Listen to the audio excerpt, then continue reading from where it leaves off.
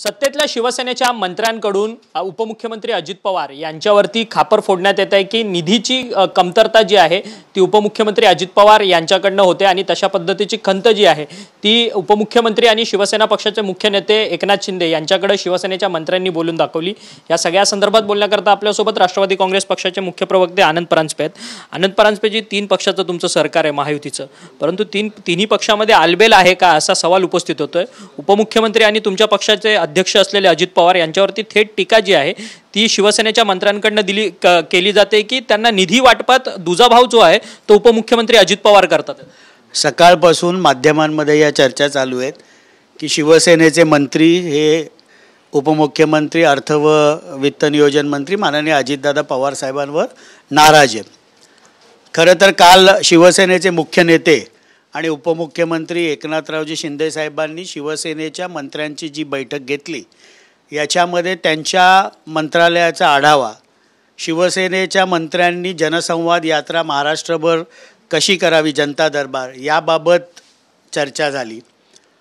आणि अर्थसंकल्प ज्यावेळेला बनतो, ज्यावेळेला तो सादर केला जातो त्यावेळेला तो पहिले कॅबिनेटला सादर केला जातो, सामूहिक निर्णयातनं तो अर्थसंकल्प नंतर विधानसभेला मांडला जातो आणि त्यामुळे त्याच्यावर अंतिम स्वाक्षरी ही मुख्यमंत्री देवेंद्रजी फडणवीस साहेबांची असते। अर्थसंकल्प बनताना देखील शिवसेनेचे मुख्य नेते व उपमुख्यमंत्री एकनाथरावजी शिंदे साहेब देखील त्या चर्चेला असतात आणि त्यामुळे ज्यावेळेला अर्थसंकल्प बनतो त्यावेळी ती एक सामूहिक जबाबदारी असते। पण कुठल्या ना कुठल्या प्रकारे कायम चुकीच्या चर्चा माननीय अजितदादा पवार साहेबांबद्दल होत असतात।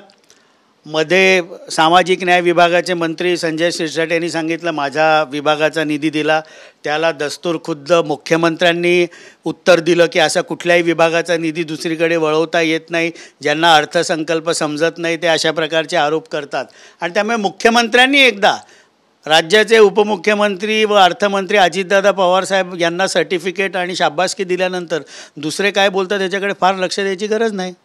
परंतु ह्या सगळ्या याच्यामध्ये खरं तर विलन बनवण्याचा प्रयत्न अजित पवारांना होतोय का?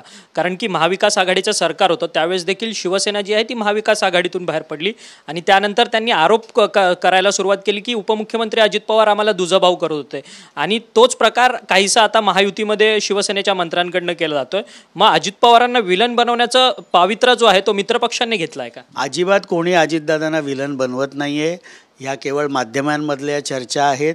ना शिवसेनेचे नेते, मुख्य नेते व उपमुख्यमंत्री माननीय एकनाथरावजी शिंदे साहेब याबद्दल काही बोललेत, ना कुठल्या आदरणीय मंत्री आता कुठे या काही दिवसांमध्ये बोललेत। ठीक आहे, मीडियामध्ये चर्चा होत असतात, त्याच्याहून जास्त त्याला महत्त्व द्यायची गरज नाही।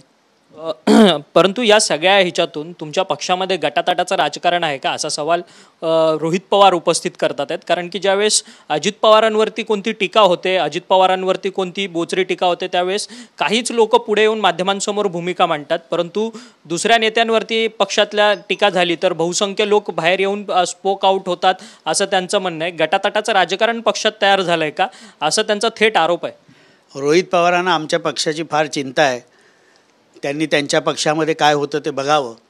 प्रवक्ते म्हणून आम्ही सर्वच जण ज्या वेळेला आमचे सर्वोच्च नेते माननीय अजितदादा पवार साहेबांवर कुठले आरोप होतात त्यावेळेला आम्ही सक्षम आहोत त्याचं उत्तर द्यायला।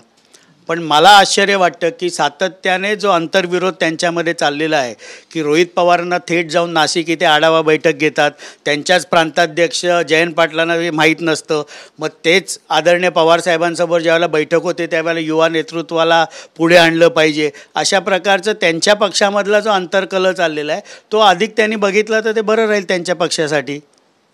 खरं तर धनंजय मुंडे जे माजी मंत्री आहेत तुमच्या पक्षाचे त्यांच्या संदर्भात ACBच्या चौकशी करता ह्या अंजली दमानी या सामाजिक कार्यकर्त्या त्या पोहोचलेल्या होत्या। खरं तर त्यांनी अनेक आरोप धनंजय मुंडेंच्या कार्यभारावरती लावलेले होते। या सगळ्या संदर्भात काय? शेवटी अंजली दमानिया साहेब मॅडमना तो संविधानिक अधिकार आहे, त्यांना एखादी तक्रार जर अँटी करप्शनकडे करायची असेल, कुठल्या लॉ एन्फोर्सिंग एजन्सीकडे करायची असेल त्या करू शकतात। सरकारची स्पष्ट भूमिका आहे की कुठल्याही प्रकारचा कुठलाही गैरव्यवहार झाला असेल त्याची चौकशी सरकार करेल। पण दुर्दैव असं आहे की आत्तापर्यंत त्यांनी ज्या ज्या तक्रारी केला त्याच्यातल्या तक्रारीतलं कुठलंच तथ्य हे त्या प्रूव्ह करू शकल्या नाहीत. त्यांनी ACBकडे तक्रार केली आहे. जरूर त्याच्यामध्ये काही तथ्य आढळलं तर ACB त्याची चौकशी करेल. शिवसेना मुंबई महानगरपालिकेमध्ये भाजप मोठा भाऊ असणार, तर शिवसेना हा ठाण्यामध्ये मोठा भाऊ असणार. तुम्ही ठाण्याचे जिल्हाध्यक्षसुद्धा राहिलेला आहात, ठाण्यामधनं तुम्ही खासदारसुद्धा राहिलेला आहात, परंतु आता राष्ट्रवादी काँग्रेस पक्षाची धुरा सांभाळत असताना ठाण्यामध्ये राष्ट्रवादीचं अस्तित्व काय असेल? राष्ट्रवादी मागच्या वेळेला 2 नंबरचा पक्ष होता. आमचे जवळजवळ 36 नगरसेवक त्यावेळेला निवडून आले होते.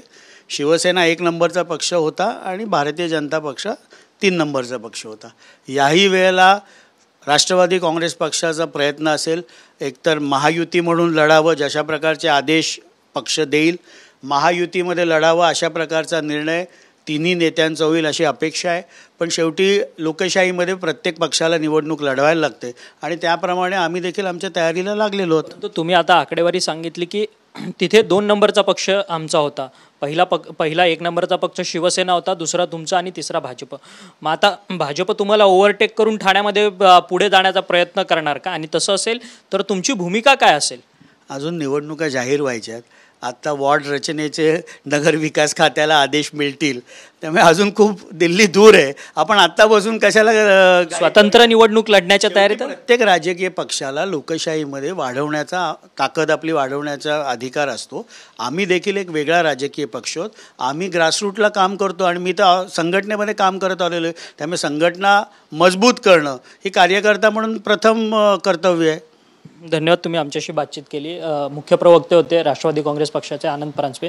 त्यांनी आपले मुद्दे आहेत ते अधिक सुस्पष्ट पद्धतीने वेगवेगळ्या विषयांच्या संदर्भात आपल्यासोबत व्यक्त केलेले आहेत. व्हिडिओ जर्नलिस्ट गणेश अक्षय मंकणी, TV9 मराठी, मुंबई.